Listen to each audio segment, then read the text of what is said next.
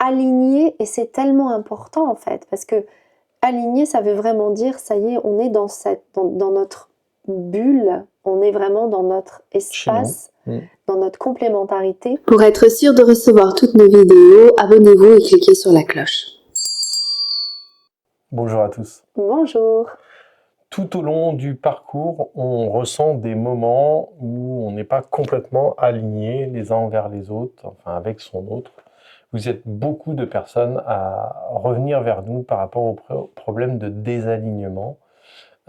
Et dans cette vidéo, on va prendre le temps justement de dire quels sont ces endroits de désalignement, qu'est-ce qu'ils peuvent vouloir dire, et aussi comment faire pour rester aligné. Donc, sujet passionnant qu'on a peu abordé jusqu'ici, mais il est vrai que c'est quelque chose que l'on voit maintenant depuis assez longtemps, et on voudrait vraiment préciser des choses très importantes. Parce que quand il y a un désalignement, très souvent, c'est là où beaucoup préfèrent, on va dire, laisser tomber.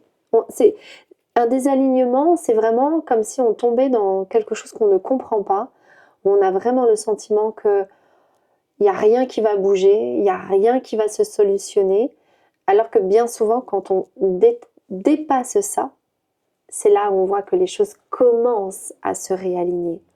Et avant de rentrer dans le détail du désalignement, c'est déjà comprendre que ça n'est pas forcément les endroits de complémentarité. C'est pas les endroits où l'autre est tellement différent de moi que du coup on est désaligné. Non, les désalignements, c'est aussi un espèce d'endroit énergétique où on n'est plus au même niveau, on n'est pas sur le... Voilà. Et peu importe le sujet, et peu importe si on est d'accord ou pas avec un sujet. C'est pas parce qu'on va être pas d'accord sur un sujet qu'on va être désaligné, et c'est pas parce qu'on va être complètement en accord sur tous les sujets qu'on va être parfaitement aligné. C'est plus un état intérieur que l'un comme l'autre ressentent, et du coup influe sur la manière de vivre le lien, sur les interactions et sur tout ce que ça va produire. On va peut-être même parler de manifestation à un moment donné dans cette vidéo, parce que le désalignement a aussi une influence sur ce qui va pouvoir se manifester dans notre vie de tous les jours. Alors on commence tout de suite. Tout d'abord, ce terme, d'où il vient? Il vient d'un historien qui s'appelle Mouriaviev et qui a beaucoup parlé du couple polaire. C'est très intéressant déjà ce que cette personne amène en termes d'information. Et il dit qu'il y a plusieurs raisons au fait que les couples polaires, polarisés, ne soient pas unis. Et la plus grande raison d'entre elles, c'est le fameux désalignement. Et donc, on peut vraiment constater qu'en effet, il y a des endroits de désalignement entre les deux personnes. En tout cas, quand on peut vraiment identifier qu'il y a un lien d'âme entre eux, qu'il y a vraiment un chemin à deux qui se profile, mais il y a en effet des endroits où l'un et l'autre ne vont pas être au même endroit. Le désalignement, je pense qu'on pourrait vraiment dire que c'est ça. C'est ne pas être exactement au même endroit. Et souvent, ça se manifeste par quelque chose de très désagréable, désorganisé en soi-même. C'est-à-dire, c'est comme si on ressentait l'autre, mais on le ressent à travers des émotions ou à travers des énergies plutôt négatives à l'intérieur de ça. Et c'est très souvent ça d'ailleurs qu'on a envie de s'échapper. Et qui fait que, comme je le disais tout à l'heure, en fait, il y en a beaucoup qui vont laisser tomber là. Que ça soit vous en conscience, de vous rendre compte, bon, ok, là, on n'est pas au même endroit, on ne se comprend pas, ou que ça soit celui qui n'a pas conscience de tout ça et qui va juste sentir que c'est très désagréable ce qui est ressenti là, et que bien évidemment, ça ne donne pas, enfin, ça n'est pas logique de ressentir quelque chose de désagréable quand on est apparemment dans une relation à deux. Et pour autant, c'est ce qu'il faut comprendre, quand on revient à ce que dit Mouriaviev, c'est que les couples polarisés sont désalignés et qu'il y a donc à se réaligner. Et c'est cette étape de réalignement qu'on peut dire que ça peut être la phase de pré-réunion. Et c'est là où ça commence à devenir intéressant. Alors, là dans la vidéo, on va pointer 4 endroits de désalignement. Ce sont ceux que nous, en tout cas, on a pu observer le plus dans les différents accompagnements que l'on mène maintenant depuis plusieurs années. Le premier désalignement qu'on peut percevoir, c'est celui sur lequel je pense qu'on peut être tous un petit peu d'accord, c'est le désalignement au niveau de l'âme. Le désalignement au niveau de l'âme, c'est typiquement, il y en a un qui reconnaît son autre au niveau de l'âme. L'âme reconnaît l'autre âme et on va ressentir bien cette évidence, cette attirance, cette attraction, cet appel. Donc là, il y a de la reconnaissance. Il y a aussi l'étape de reconnexion, mais ça, peut-être qu'on y reviendra plus longuement dans une vidéo parce que c'est vraiment très très important la reconnexion. Mais il se peut que l'autre en face, eh bien, en effet, la reconnaissance consciente n'ait pas forcément lieu. C'est là où on va parler de premier éveillé au lien, second éveillé au lien. En gros, il y en a un qui reconnaît consciemment l'autre, là où il y en a un. Où il y a quelque chose qui s'est mis en place, mais d'inconscient. Complètement inconscient, ou qui va même être carrément refoulé, mis de côté. Et donc, déjà là, c'est le plus gros désalignement que l'on peut percevoir dans la plupart, en tout cas, des duos qu'on rencontre. Mais il y en a d'autres.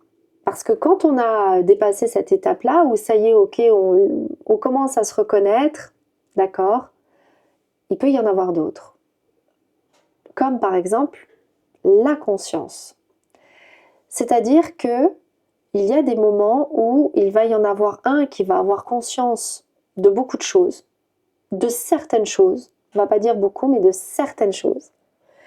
Là où l'autre, peut-être pas encore, peut-être pas de la même façon, peut-être pas sous le même angle. Sous le même angle. Et il y a besoin là qu'il y ait un même espace de conscience. Tout comme, eh bien, quand les deux âmes se sont reconnues, il y a alignement. Ça y est, il y a, vous voyez, c'est plus comme ça, là. Là, tout d'un coup, on est face à face, l'un face à l'autre. Pour la conscience, c'est pareil. Il y a tout un chemin qui va faire que on va avoir certaines croyances, on va percevoir la vie d'une certaine façon, l'autre va percevoir la vie d'une autre façon, et là, il y a comme un désalignement. Et l'objectif, en effet, c'est d'arriver à un endroit où il y a, certes, peut-être des différences de point de vue, des différences de perception de la vie, de conscience de la vie, mais il y a, et c'est très important, qu'il y ait un espace de conscience commune. Partagée.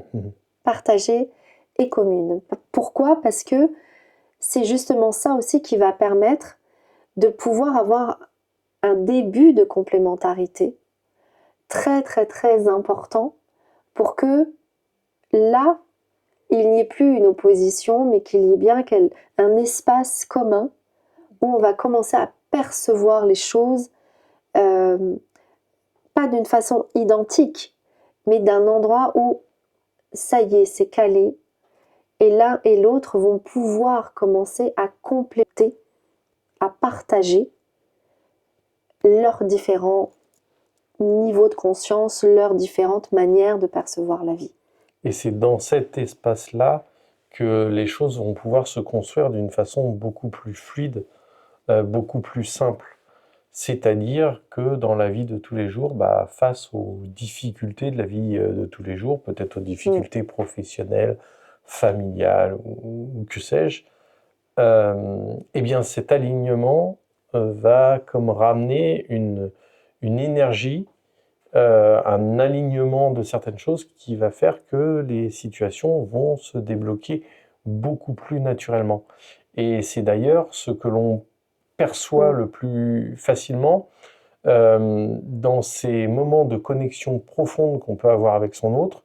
Et puis, dans les jours qui viennent, dans les heures qui viennent, ou même sur l'instant présent, eh ben, il va se présenter des situations beaucoup plus fluides qu'à l'habituel, beaucoup plus simples. Et au contraire, quand on va être dans un certain niveau de désalignement, de tension vis-à-vis de son autre, eh bien là, au contraire, on va avoir plutôt des choses qui vont mal se passer, alors que normalement, il n'y avait pas de sujet à proprement parler. Donc, par rapport à ces énergies, par exemple, qu'est-ce que ça vient dire dans les circonstances de vie? Oui, parce que ça, c'est un autre endroit de désalignement. Très souvent, les circonstances de vie, c'est-à-dire qu'il y a chez vous des situations de vie que vous allez rencontrer, qui font vraiment partie de votre chemin à vous, propre et personnel. Et la personne en face, votre jumeau, lui, a également ses propres circonstances de vie. Admettons, vous êtes peut-être dans un moment de votre vie où vous allez vous concentrer sur votre famille, là où lui peut être dans un moment, une circonstance de vie, où lui va être davantage concentré sur sa vie professionnelle, trouver sa place, développer ses potentialités, etc. Donc, on est sur des situations de vie totalement différentes. Et ça, c'est un endroit vraiment très particulier, les situations de vie, parce que quand on n'est pas en train de vivre les mêmes préoccupations, les mêmes sujets, Eh bien, on peut être justement désaligné à cet endroit-là. Alors, c'est pas sur les sujets des situations, c'est sur son rapport avec les situations. ni même sur l'importance, tu vois, des situations, ni même sur... c'est normal que quand on a un sujet qui nous préoccupe, on soit concentré dessus. C'est même pas cet angle-là. C'est vraiment qu'est-ce que ces sujets-là, ces situations-là, sont en train de nous amener à découvrir de nous-mêmes et qui font que on est très concentré sur ces sujets-là et plus tellement en phase avec l'autre. Parce que ce sont des sujets qui sont là pour justement nous faire avancer. Il y a certainement des choses à guérir, il y a certainement des choses à comprendre. Et donc, on est vraiment dans un moment où comment rester dans cet espace commun malgré le fait qu'il y ait des choses extérieures individuelles qui viennent un petit peu nous chahuter, nous challenger individuellement. On va prendre un exemple, par exemple, une situation où l'un gagne extrêmement bien sa vie, où l'argent rentre vraiment très facilement, mais qui va avoir, par exemple, un comportement vis-à-vis de l'argent complètement laxiste, complètement désabusé, voire trop intéressé au contraire, ou bref, dans un rapport pas fluide avec l'argent, malgré le fait que ça rentre assez facilement.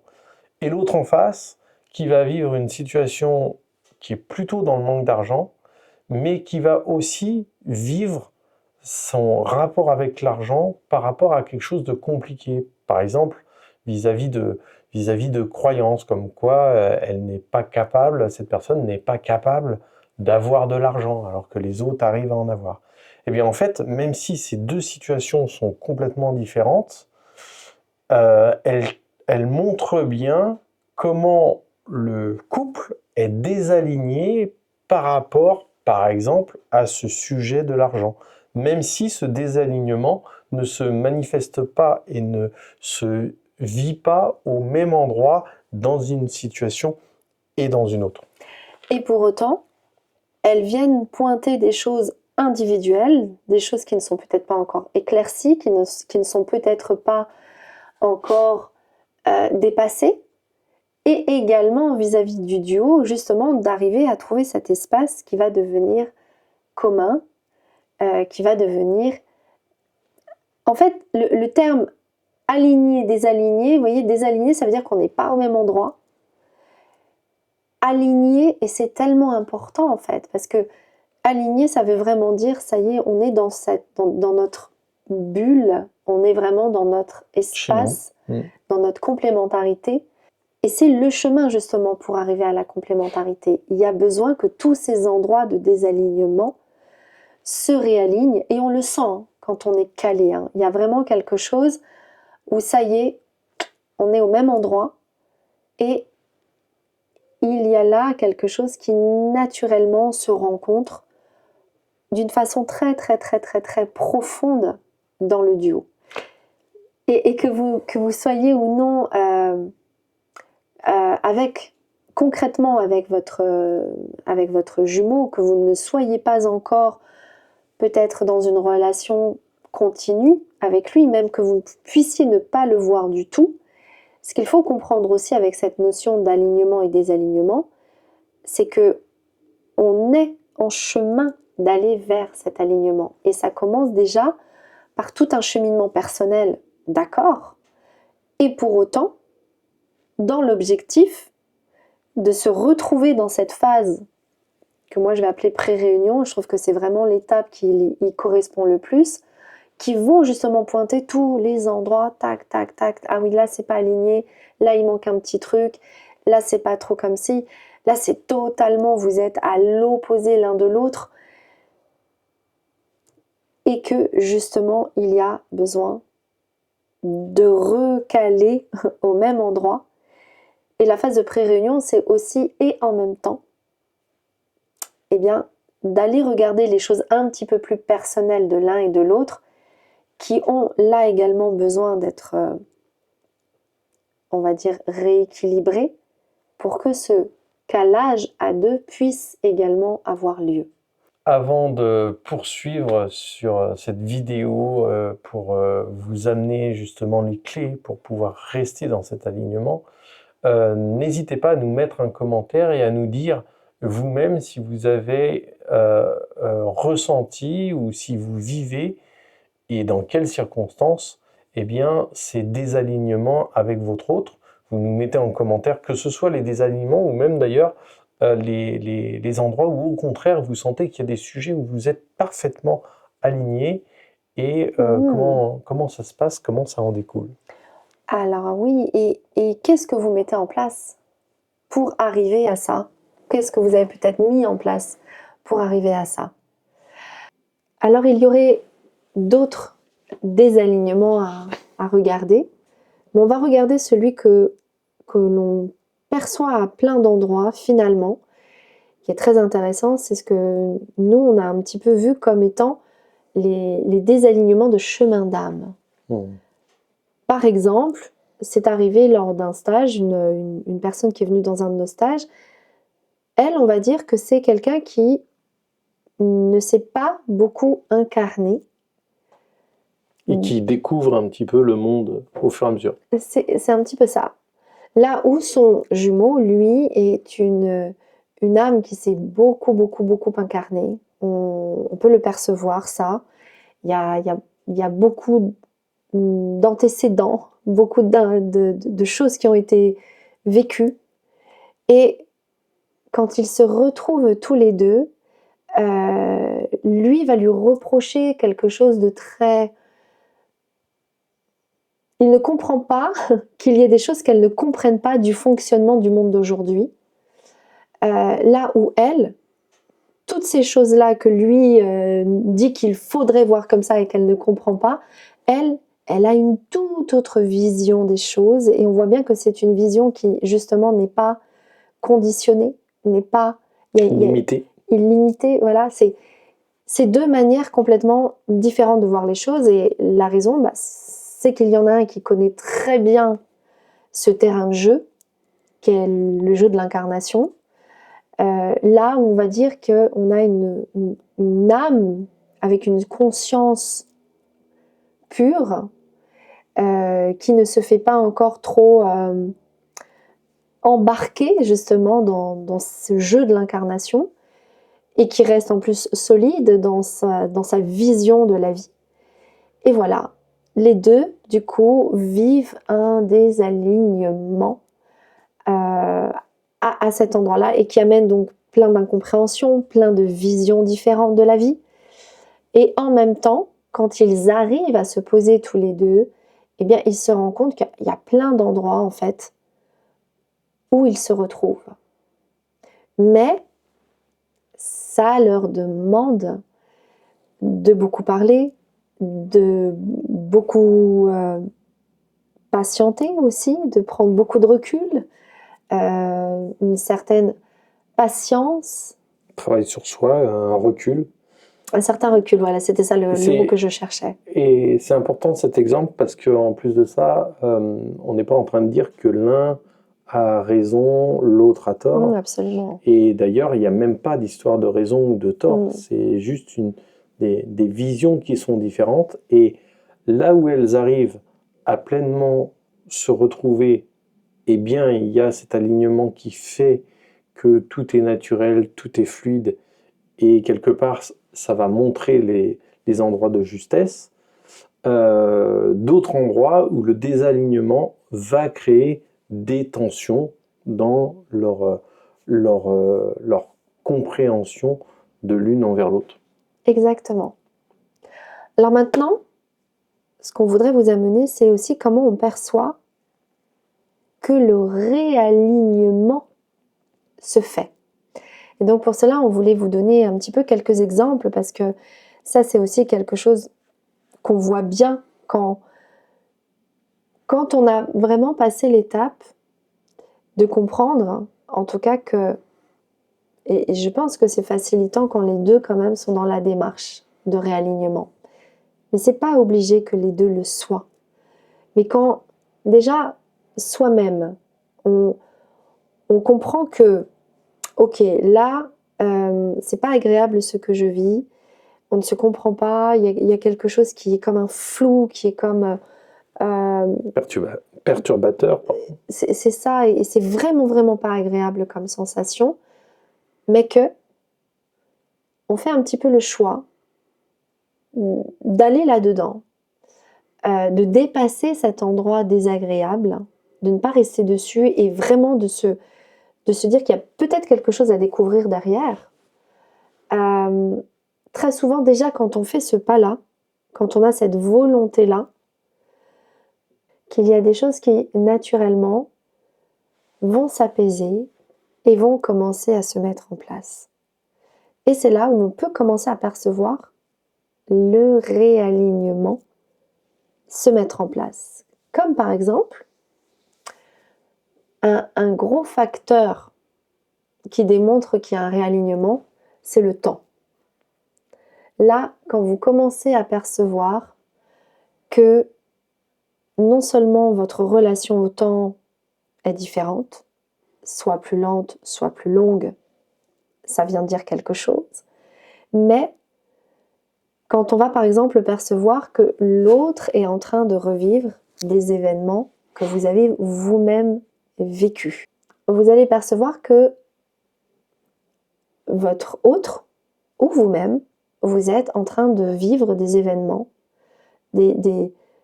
je ne suis pas en train de parler de situations, ah tiens, on a ça en commun, on vit la même chose, ce genre de synchronicité, c'est pas ça que j'évoque. J'évoque vraiment des événements clés dans la vie de l'un et dans la vie de l'autre, et où vous allez vous rendre compte que vous êtes en train de repasser par exactement les mêmes événements, les mêmes étapes, les mêmes prises de conscience. Alors, ça ne veut pas dire que vous allez vivre exactement la même chose que l'autre. On reste quand même deux êtres différents. Mais pour autant, il y a comme un même chemin commun qui est en train de se mettre en place. La notion de temps est vraiment très intéressante et fondamentale. On le disait il n'y a pas très longtemps dans une interview, j'en prenais conscience au moment de l'interview, mais Jean-Baptiste, par exemple, ça a été les 4 premières années sur les 25 ans qui, pour lui, a été centrale, on va dire vraiment par rapport à nous. Mmh. Et moi, ça a été les 4 dernières, par exemple, qui ont été aussi assez constructrices par rapport à notre duo, même si je n'en avais pas conscience sur le moment. Et pour autant, ça a été ces 4 années-là où je sais vraiment que j'ai commencé vraiment à travailler sur le duo. Donc voilà, les notions de temporalité sont vraiment très importantes. Le fait de revivre des événements sont aussi marqueurs de réalignement. Et ça vient dire que ça peut avoir... Alors, il y a aussi un autre endroit, c'est de constater que vous allez, vous, devoir revivre des événements que vous avez déjà vécus, parce que c'est votre autre qui est en train de les vivre. Ça, il y en a beaucoup que ça énerve. C'est très agaçant de devoir revivre parfois des étapes qu'on a déjà vécues, qu'on avait cru comprendre. Des dossiers qu'on a rangés et qui sont ressortis par l'autre. Exactement, c'est ça. Ce qu'il faut comprendre, c'est que quand ça se passe comme ça, c'est que bien souvent, la solution, elle va venir de l'un ou de l'autre.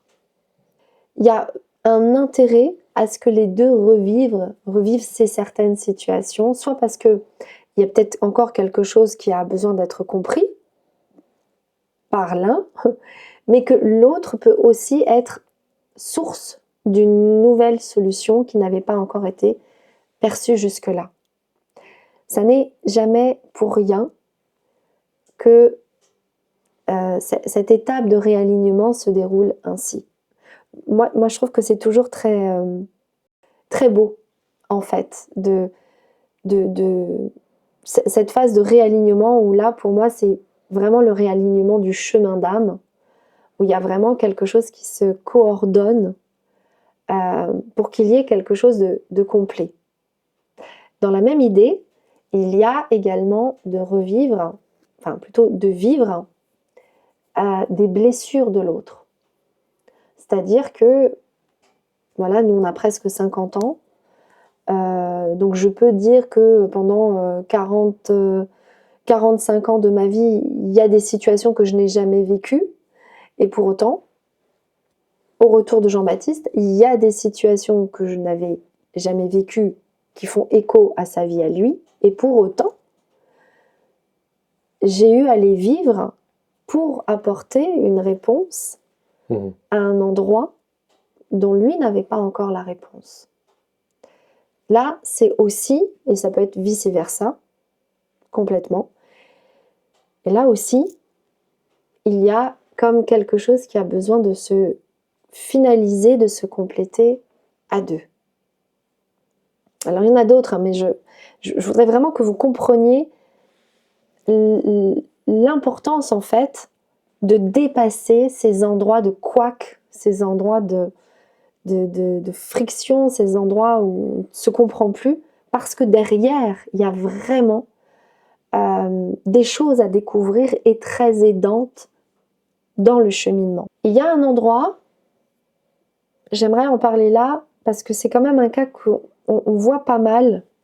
C'est pas celui qu'on voit le plus, mais on l'a quand même pas mal vu.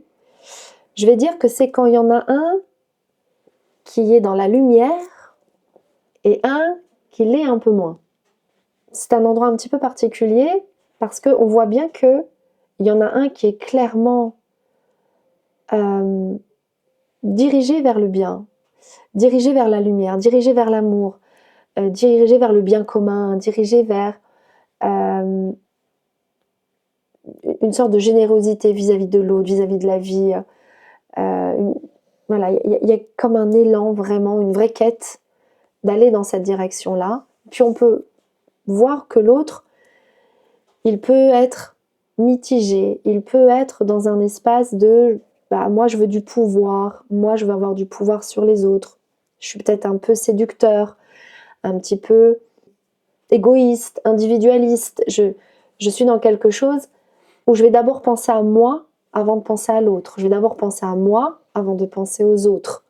Il y a là comme quelque chose en effet entre les deux, d'un fort désalignement. Et c'est très douloureux pour les duos qui le vivent parce que celui qui tend vers la lumière, on peut dire qu'il est souvent rattrapé par l'autre. Qui vient essayer de l'emmener de l'autre côté. C'est ça, il y a comme une forme de dualité qui s'installe là. Et donc, voilà, il y a comme, voilà, là on est vraiment dans un enjeu un petit peu plus spirituel, un petit peu plus moralisateur sur cette question-là.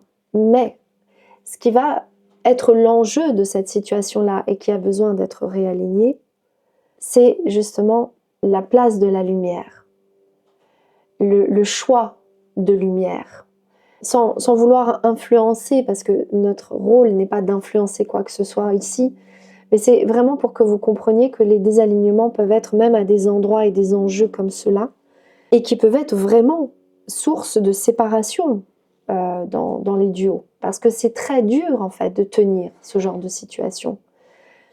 Et pour autant, clairement, dans cette situation, le réalignement, ça va être le choix de lumière. Ça va être vraiment, à un moment donné, il y a besoin que les deux fassent un même choix identique, on va dire. Là, le réalignement commence à pouvoir se faire.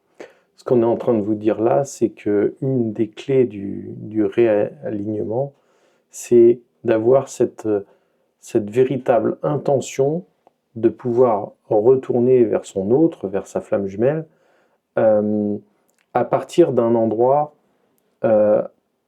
apaisé, non pas pour soi, mais apaisé pour le couple, pour les deux. C'est vraiment un endroit d'abandon où on va se laisser abandonner aux enjeux du couple et non pas à son propre ego, non pas à ses propres envies, même si, comme on le dit dans toutes les vidéos, il n'est aucunement question de dire oui à des choses qui ne nous correspondent pas, mais c'est de rentrer dans une démarche intérieure d'ouverture à ce que ce qui doit être pour le couple soit. Donc il y a plein d'endroits de réalignement. Ce qu'il faut comprendre, c'est que ces endroits de réalignement, ils ont besoin d'être inscrits dans la réalité. Alors oui, ça peut donner l'impression qu'on va revivre des choses, qu'on va devoir retraverser des dossiers qu'on croyait clos, qu'on va devoir regarder des espaces, des angles auxquels on n'avait pas forcément envie de regarder et qu'on n'est peut-être pas prêt à regarder. Qui peuvent être désagréables. Mais ce qu'il faut comprendre, c'est que ce réalignement, ça nous invite vraiment à faire le 360 degrés. C'est-à-dire vraiment le tour complet du duo. Et plus on... C'est très dur hein, ce que je dis là, on en a conscience parce qu'on l'a nous-mêmes vécu. Par exemple, nous, ce qu'on a vécu en termes de réalignement, je dirais, c'est que en 5 ans, on a vécu ce qu'on aurait dû vivre en 25 ans. Par exemple. Et c'est donc 5 années... En moins de 5 ans. En moins de 5 ans. On aurait dû vivre en plus de 25 ans, en presque 30 ans. Ouais, c'est vrai.